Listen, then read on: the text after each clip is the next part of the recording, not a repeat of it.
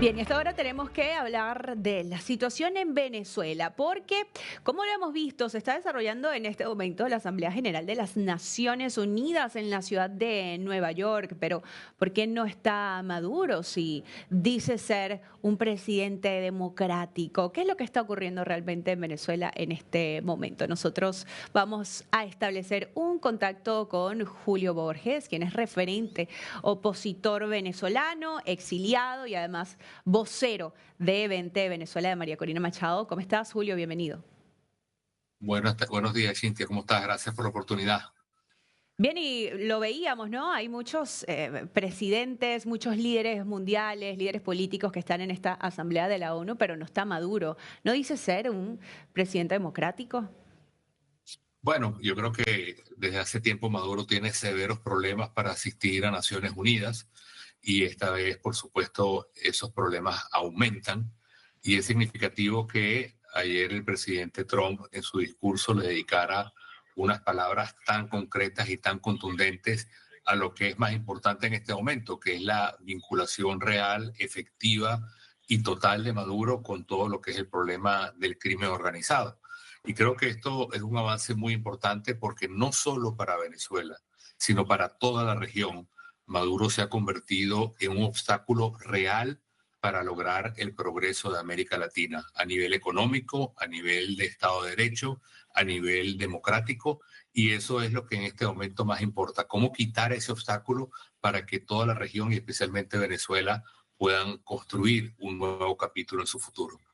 Sí, como tú lo decías, Donald Trump lo mencionaba en su discurso, en su alocución, pero constantemente pues nos llega lo que es esta amenaza norteamericana hacia Nicolás Maduro en específico, que es como que ya no haya cómo defenderse. Lo último que dijo es que va a decretar un estado de conmoción. ¿Qué significa esto en Venezuela? Bueno, la verdad, siendo muy honesto, no significa nada de nada. Y creo que Maduro simplemente anuncia este paso porque de alguna manera le otorga más poder y más concentración de poder.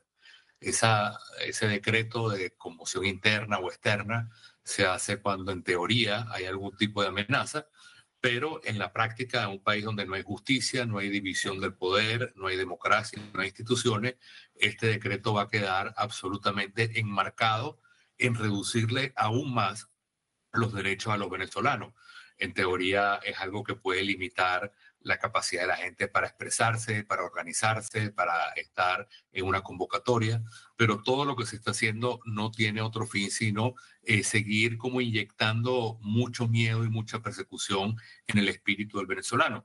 Pero la buena noticia es que los venezolanos están todavía y lo estarán hasta que Maduro se vaya absolutamente firmes en defender lo que fue el triunfo el 28 de julio. Y lo que llama la atención, Julio, es que pues se decreta este estado de conmoción que sabemos es un recurso constitucional que se utiliza en democracias, digamos, pero es llamativo que Maduro busque poner esta fachada quizá ante el mundo y preguntarte si se siente como una fachada ante el mundo, de decir, como vivimos en democracia, vamos a apelar a la Constitución y hacer las cosas como es, hacer las cosas con toda la legalidad, cuando sabemos todas las arbitrariedades que ocurren constantemente. Es exactamente así como dice Cintia. Él quiere dar una imagen de instituciones que están haciéndose contrapeso de vida democrática. Mm. La locución es, en teoría, con los otros, entre comillas, poderes, pero al final eso lo que es no es una institución ni es un gobierno, lo que es una pandilla de delincuentes que ha tomado a Venezuela y lo ha secuestrado. Y él, como tú bien dices, lo que quiere es proyectar una imagen de constitucionalidad, de legalidad, pero obviamente el mundo entero no le cree. Yo creo que hay una experiencia muy reciente en las últimas horas, que es la carta que Maduro le envía a Donald Trump. Es una carta lastimosa, eh, verdaderamente lo que refleja es su derrota, tratando de adular a Trump, tratando de buscar algún tipo desesperado de solución. Pero yo creo que lo que sí demuestra es que Maduro está en un proceso irreversible de salida del poder y el deber nuestro es convertir eso que es irreversible en algo que sea, digamos, que sea pronto, que sea de alguna manera inminente. Ese es el gran reto que tenemos por delante. Exactamente. Un reto que tiene mucho que ver en este momento con la administración norteamericana, Julio. Se están esperando más acciones contundentes por parte de Trump con estos buques de guerra, quizá. Bueno, eso es un trabajo compartido, honestamente. Yo creo que los venezolanos hemos aprendido que agradecemos totalmente la ayuda internacional de los aliados, todos los aliados, en el pasado y en el presente, y en ese caso Estados Unidos y particularmente el presidente Trump ha tenido el tema de Maduro entre ceja y ceja, pero también estamos conscientes que los venezolanos tenemos parte de la tarea para lograr ese desenlace final. Creo que parte de la tarea que hicimos, que es un milagro, fue haber derrotado a la dictadura el 28 de julio. Parte de la tarea es mantener esa unidad de todo el bloque de la oposición democrática y del país. Y lo que nos toca en esta fase final es seguir empujando para que la presión interna nuestra y la presión internacional de los aliados internacionales, ambas presiones, sean como un taladro final que fracture la dictadura y pueda haber entonces un desenlace en el país. De manera que es algo que nosotros esperamos que se va a incrementar, no solamente por parte de Estados Unidos, sino otros aliados internacionales, y la tarea nuestra, que es también seguir empujando para que se acelere esa fractura, es algo que hay que hacer coordinadamente y lo estamos haciendo. Y hay prisa en este sentido, Julio, sobre todo tomando en cuenta, y vamos a hablar de lo que fue el último informe que presentó la Misión Internacional Independiente de Determinación de Hechos sobre Venezuela, pues justamente ante la ONU, donde detallaban específicamente en un documento lo que ha sido la represión en Venezuela, con números y cifras verídicos, cuántos fallecidos hubo en protestas, en manifestaciones, cuántos presos políticos hay actualmente, lo que viven realmente los venezolanos. Sí, es muy duro porque eso no es una fotografía, Cintia, sino que es una película que sigue moviéndose todos los días. Compañeros nuestros de ONGs o de movimientos políticos o de la unidad o de los partidos están siendo secuestrados, están siendo llevados a las cárceles, están siendo extorsionados. Ya se mezcla no solamente la represión política, sino también el robo contra cualquier persona, por más humilde que sea, y eso está todos los días sucediendo.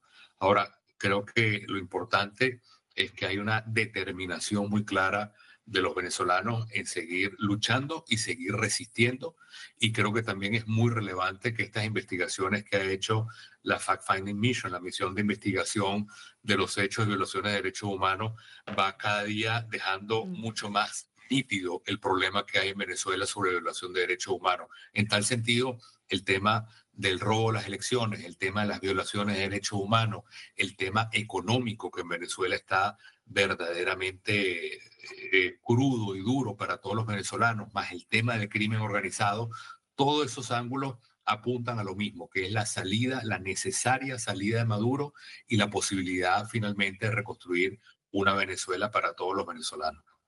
Claro, y más allá de la urgencia dentro de Venezuela, Julio, también hay urgencia, por ejemplo, para Estados Unidos, que dicen que Maduro amenaza a la seguridad nacional, pues liderando la organización del Cartel de los Soles, pues Trump está también desesperado de que frene el envío de drogas hacia los Estados Unidos. Sí, son muchos temas que están allí que son súper importantes, Cintia. Por ejemplo, está el tema de la droga. Obviamente es un tema importantísimo porque de la droga que se produce en Colombia, cerca de un tercio pasa a Venezuela, una parte recorre el país y se va hacia Europa y otra parte va hacia Centroamérica y luego a Estados Unidos. Y eso no es solamente un negocio, eso es una política diseñada para minar a todas las sociedades con el tema de la droga. Es un veneno que se le está inyectando, como es el mismo problema del fentanilo y China y México. Pero también hay un problema, además del tema de la droga, es el tema de la violencia, lo que ha pasado con el Tren de Aragua y cómo personas que han sido instrumentalizadas, usadas por Maduro, están recorriendo distintos países para organizar toda una red que lo que busca es desestabilizar, como fue el caso de Chile con el asesinato del teniente Ojeda. Pero hay un tercer piso muy importante, Cintia, que es el que tiene que ver con la geopolítica. Maduro al mismo tiempo le abre las puertas completamente a países que son contrarios a la tradición nuestra democrática. Me refiero a Rusia, me refiero a Irán, me Ujú. refiero a la propia China, y que son países que utilizan a Venezuela como un cuartel general para meterse en el corazón de América Latina y al final es un proyecto que tiene toda una base de ir contra Occidente, de ir contra la democracia, de ir contra los valores que nosotros compartimos como pueblos latinoamericanos. Así es, y lo vemos con la presencia de estos grupos terroristas que cada vez crece más y más en Latinoamérica y que tienen este aliado especial en Venezuela que es Nicolás Maduro y el Cartel de los Soles. Y mientras el gobierno de Trump busca hacerle frente a esta realidad, Maduro sigue teniendo defensores, Maduro sigue teniendo quien lo apoye. El vecino de Colombia es un caso perfecto de esto, que no solamente negó la existencia del Cartel de los Soles, pero ahora dice que el Tren de Aragua no es una organización terrorista. Sí, yo creo que el caso de Petro es bien peculiar, honestamente. No solo porque Petro es peculiar y Petro es un tipo muy raro, con todo respeto, pero es así, sino que yo creo, y siempre lo he pensado desde el inicio de su gobierno, que Petro de alguna manera es una persona que está también secuestrada por la dictadura de Nicolás Maduro. ¿A qué Mm. me refiero? Me refiero a que grupos importantes como el ELN o como los grupos ex-FARC operan en Venezuela, diseñan planes para actuar en Colombia. En el pasado lo hemos visto, como por ejemplo lo que se piensa fue el atentado contra la Academia de Policía. Son grupos entonces que tienen una vinculación directa con Cuba y con Venezuela a través de Nicolás Maduro y tienen esa alianza. Buena parte de su ingreso viene del tema drogas, pero también viene del tema oro. Ellos son quienes de alguna manera están involucrados en el arco minero. Y recordemos, Cintia, que este año, por primera vez, el tráfico de oro genera más recursos que el tráfico de drogas. Y eso Mm. es algo que está manejado desde Venezuela para estos grupos. Y en ese sentido, creo que Petro, de manera débil, en lugar de tener una posición frontal, se ha ido de alguna manera subordinando a esa realidad y está dentro de un chantaje que Nicolás Maduro le hace con el crimen organizado y con estos grupos narcoterroristas. Y él piensa que con eso también se defiende él mismo de lo que son las críticas internacionales. Pero es un personaje que también, al igual que Maduro, carece de todo tipo de respeto, de seriedad, y en ese sentido son esos apoyos que al final no suman sino restan, ¿no? Totalmente así. Claro, totalmente. Julio, y pues antes de despedirte, y te agradecemos muchísimo por el tiempo, no quiero dejar de preguntarte por tu labor actual. Estás trabajando con María Corina, sabemos que has dicho que ella es la verdadera oposición, a diferencia de aquella falsa oposición que también se levantó en Venezuela, y que nos cuentes un poco cómo es la relación con María Corina y los planes que desarrollan desde este momento con miras al futuro.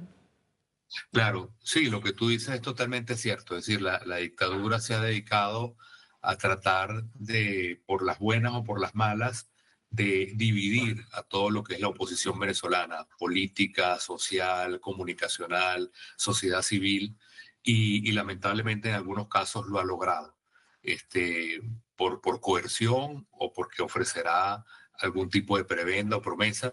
Y el reto que tenemos nosotros, y estamos muy claros en eso, es mantener la unidad. Eso es fundamental, porque la posibilidad cierta de tener un país unido en esa defensa de lo que fue el triunfo el 28 de julio es lo que va a permitir que una vez que haya un cambio podamos tener una transición democrática.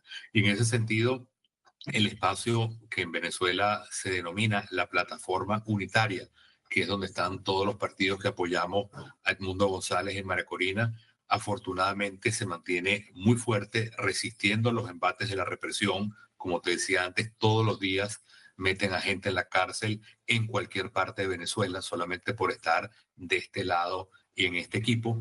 Y lo importante es que se está resistiendo con muchísima dignidad y eso lo estamos haciendo gracias al liderazgo de María Corina y por supuesto de Edmundo González.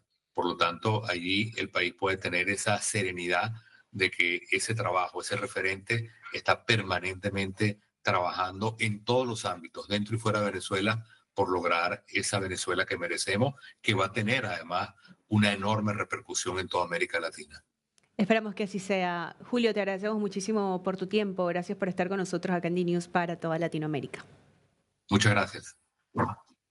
Era Julio Borges en exclusiva acá en D-News y nosotros vamos a seguir repasando informaciones que tienen que ver directamente con los venezolanos, pero en esta oportunidad lo hacemos desde Chile. En Santiago se conecta nuestro compañero Klaus Reinberg. Te damos la bienvenida, Klaus. ¿Cómo estás?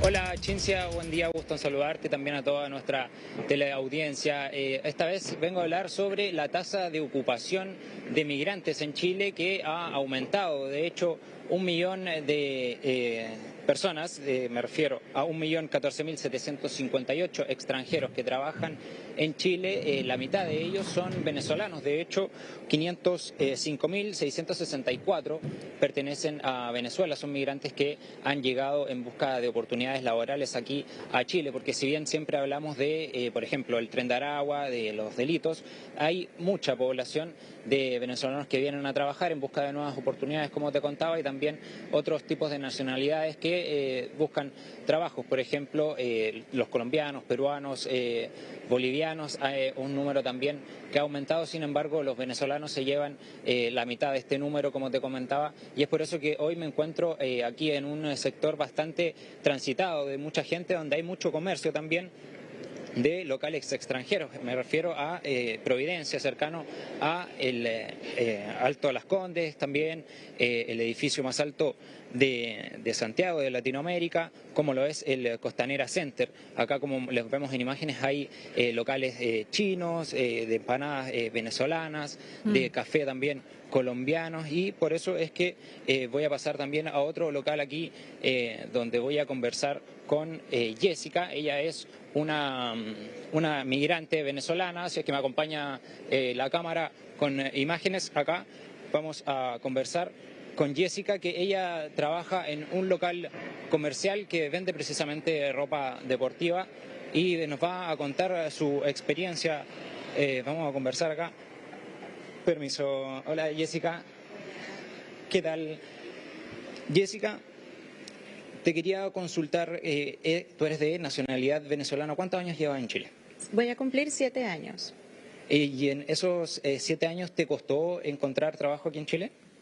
Bueno, al principio de verdad que me costó bastante, sin embargo, bueno, nosotros llegamos aquí, yo vine con mi familia, mi esposo y mi hijo, donde ya vinimos con documentación desde Venezuela, con la visa de responsabilidad democrática. Ya mi esposo al llegar aquí consiguió trabajo súper rápido. Para mí me costó mucho más que todo por el tema de el título, que te piden los títulos apostillados y todo ese tipo de cosas. Sin embargo, bueno, ya después de unos meses conseguí empleo y hasta el sol de hoy pues no he parado de trabajar.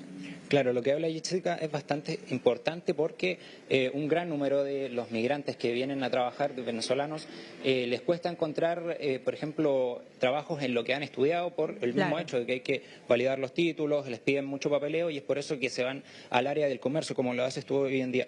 ¿Es por eso que estás trabajando en el área de comercial? Sí. Sí, sin embargo, bueno, esperando poder resolver lo de la documentación a nivel de títulos y poder convalidar para poder quizás conseguir un empleo mejor donde pueda, no sé, trabajar de lo que venía estudiando anteriormente. Y Jessica, hoy en día estás trabajando, me decías que obviamente entraste de manera legal, ¿estás trabajando con contrato definido, ya con todo en regla, no? Sí, por supuesto, con todo en regla. Porque es importante destacar también que las cifras de informalidad de las personas ha disminuido un 9,7%. Por ejemplo, en ese número los ciudadanos bolivianos son los que aumentan este número, son que trabajan de manera informal, quizás en otros rubros como La Vega, como hemos visto también en otras notas. Ahora, Jessica, también tú vemos que estás embarazada, estás esperando un hijo. Hay un dato también Respecto un chileno. a eso de que 1 de cada 5 embarazos en Chile es de madre extranjera y la mayoría son venezolanas. Ahora vas tú a aportar con un chileno en este caso. Una chilenita. Una chilenita. Sí, sí, por supuesto.